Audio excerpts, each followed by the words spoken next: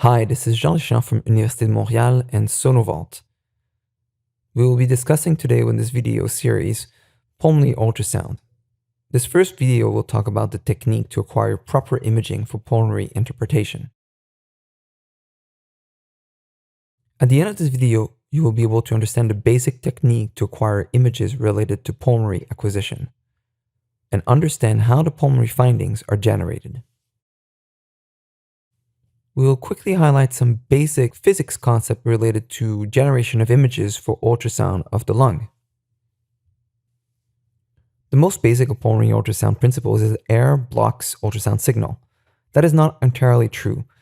Really, air does transmit ultrasound, but when it's interfacing with a structure that has a very, very different speed of transmission, it reflects most of the signal.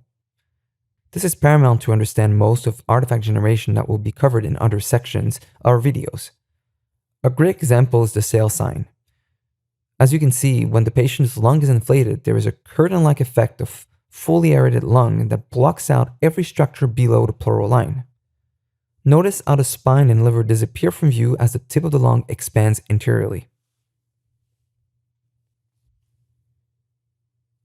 The second key element is that pulmonary ultrasound makes extensive use of artifacts as features to discern pathology, as well as representation of real structures. A good example is A lines that represent reverberation artifacts from bouncing signal between the transducer and a strong reflector, in this case the pleura. This leads to progressively attenuating repeating lines at equidistance from the transducer to the pleural line. The final concept is that compared to other parts of the body, there is more obvious presence of the different types of reflection. In essence, the concept at play is that ultrasound waves are generally reflected by structures in a specular pattern, as in an organized fashion. Part of them are directly reflected at the transducer and interpreted. Some surfaces produce diffuse or non-specular pattern, as the tissue is too small to have organized reflection towards the transducer and produce a well-defined image. Normal lung itself, in general, does not have an organized interaction with ultrasound waves, as their interstitium is too small to interact with them meaningfully. There is thus a non-specular scatter, which leads to this grayish background to most normal lung. As interstitium thickens, it creates little pockets of fluid and air interacting that are now changing the pattern from scattered to progressively more specular reflection. A good example of this is when looking at the M mode of a normal lung. M mode is a one-dimensional mode plotted over time. A single beam of ultrasound is sent down and then plotted over time.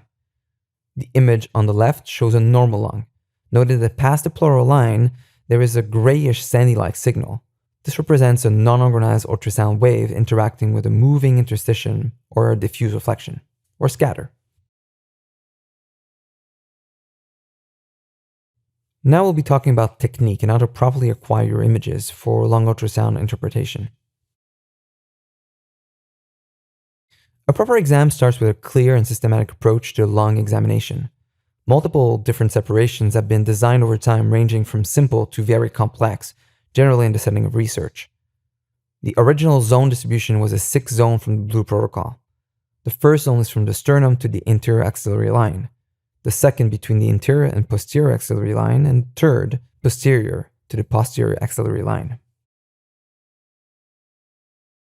Two other more common separations have been the 8-lung zone, which focuses on anterior assessment, and the 12-lung zone, which essentially expands upon a 6th zone by dividing them into superior and inferior segments. Selecting an approach is up to the user, as there is no standardization. What is most important is to be systematic. This drawing shows you how probes will be oriented for the anterior segment and posterior segment. These are two general sectors to be queried, which are then further divided into all the lung zones that we have seen up to now. Essentially, there are anterior and posterior views. The first part of the assessment is generally going to be a view of the anterior chest. This can be performed using curvilinear or phase array probe. The pulmonary orientation is generally going to be a sagittal cut. The probe marker should be directed towards the head of the patient. The screen markers will be by convention on the left, as the machine should be in abdominal profile for most instances. The specific clip is done using a curvilinear probe or abdominal probe. The advantage is that it covers multiple intercostal spaces. However, it is also possible to perform a transverse or axial cut, either in the anterior or posterior thorax.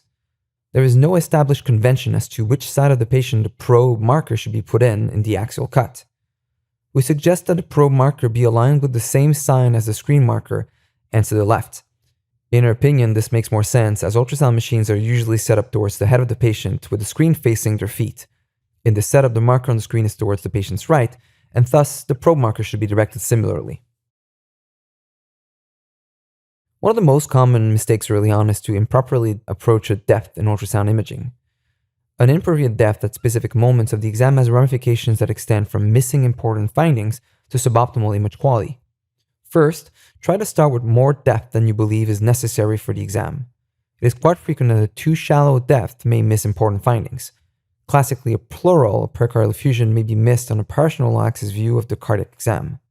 Indeed, starting with a deep image on that view is part of the standard image acquisition sequence in some labs.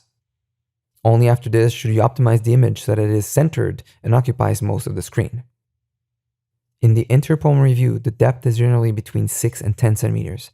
However, in specific instances, when examining the pleural lining, decreasing the view to frame it can enhance temporal and spatial resolution significantly. In the interior view, the structures to be identified are mostly the pleura. This is most easily done using a sagittal cut of the patient, as in with the marker towards the head. This allows the ribs to be used as a framing element. The pleura will be, of course, seen as a bright line that is below the ribs, and seems to disappear under it as the rib shadows elements behind it. Sometimes the pleura may appear to be seen behind the ribs. This is either the transmission of waves through the bone, usually in older individuals, or secondary to side lobe artifacts. In some cases, the most hypercorrect line is not the pleura. Notice here that this line is above the ribs, and in this case represents subcutaneous emphysema. While we did say a systematic approach is optimal, experts will often start looking where they think the problem is. This is because in some situations, time can be of the essence. Generally, one would ensure that they start anteriorly if looking for pneumothoraces or interstitial processes. For pneumothoraces, this is because most will not be loculated and air will tend to go anteriorly. For interstitial processes, this is because vertical or B lines are more likely to be present posteriorly, even in normal individuals, leading to false positives. The second segment of the exam are generally going to be about performing a posterior examination. The posterior pulmonary orientation is generally going to be a coronal cut. The probe marker should be directed towards the head of the patient.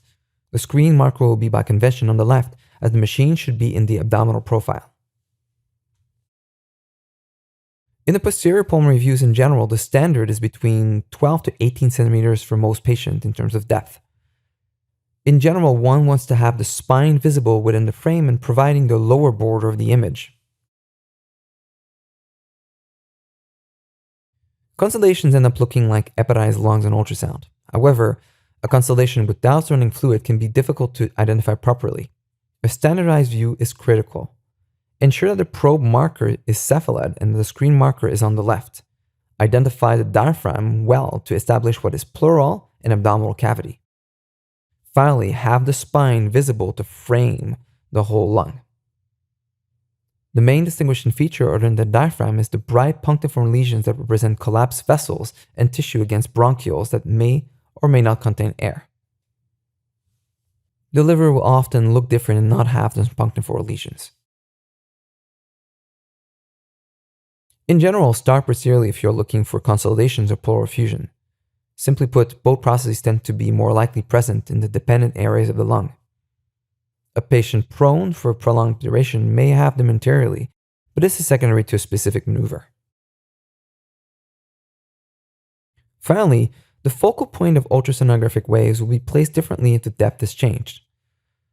The focus or focal point represents the point at which the ultrasound beam is the narrowest and where point-to-point lateral discrimination and distinction is best. Past it, the ultrasound beam diverges rapidly and resolution suffers. Generally, the focal point lies in the mid to lower third of the screen. The focal point may be adjusted, as seen in the above images. Attempt to put the focus point on the part of the image you're more interested in and requires an attention to detail. These clips are pleural lining assessment performed using an abdominal probe. On the left of the screen, you can see a marker along the depth scale that reflects where the focal point is. This is improperly placed and will decrease the sensitivity to pick up sliding, as well as potentially hide artifacts emanating from the pleural lining. This is the same patient at the same location within minutes. The focal point was adjusted at the pleural lining. Notice how we now have a better view of the pleural lining and the vertical lines or B-lines are now present, reflecting underlying parenchymal etiology. This is the end of this video regarding the technique relating to pulmonary ultrasound. Feel free to contact us through our Twitter accounts with any question or comments, or through the SonoUni or SonoVault channels.